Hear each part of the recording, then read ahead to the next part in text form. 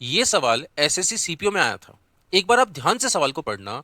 यदि ऐसा सवाल वापस रिपीट होता है तो आप इसको कैसे हल करोगे? यदि एक समचतुर्भुज के विकर्णों का योग L है, यानी आपको d1 प्लस d2 की वैल्यू क्या दे रखी है? L दे रखी है। यदि उसका परिमाप 4p है, समचतुर्भुज है तो उसकी चारों भुजाएं बराबर होगी। यदि परिमाप 4p दे रखा है तो भुजा क्या होगी? p हो जाएगी। इतना बात तो जानते हो। यदि चारों भुजाएं का योग 4p है तो एक भुजा क्या होगी? p होगी। निकालना क्या है? उसका क्षेत्रफल निकालना है। एरिया क्या होता है? 1/2 इंटू d1 इंटू d2 होता है। यही होता है। इसका मतलब आपको निकालना क्या है? d1 इंटू d2 निकालना है। वो कहां से मिलेगा आपको? देखो, क्या आप ये बात जानते हो कि दोनों विकर्ण के वर्गों का योग किसके बराबर होता है? 4 इंटू भुजा स्क्वायर होता है। क्या ये फॉर्मूला जानते हो? यानी d1 square plus d2 square बराबर क्या होता है? 4p स्क्वायर हो जाएगा। हाँ या ना?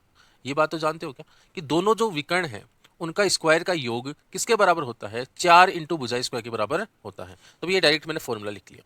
अब ये क्यों लिखा है मैंने? क्योंकि मैं जानता हूं कि मेरे को d1 इंटू d2 निकालना है। वो कहां से मिलेगा? यदि मैं जो इक्वेशन नंबर 1 है, यदि मैं इसको इक्वेशन नंबर 1 देता हूं, इसका स्क्वायर कर देता हूं, तो मेरे को क्या मिलेगा?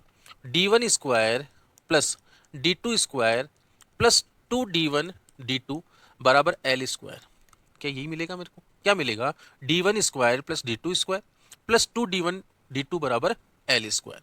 यहां पे देखो d1 square plus d2 square की वैल्यू क्या है? 4p स्क्वायर है, तो यहां पे मैं रख दूंगा 4p square plus 2d1 d2 बराबर l स्क्वायर। यहां से मैं d1 d2 की वैल्यू निकाल सकता हूं ना? क्या हो जाएगी? d1 d2 बराबर क्या हो जाएगा? l square minus 4p square भाग 2। ये 2 है, इसका भाग दे दिया मैंने, तो d1 इंटू d2 की वैल्यू आ गई।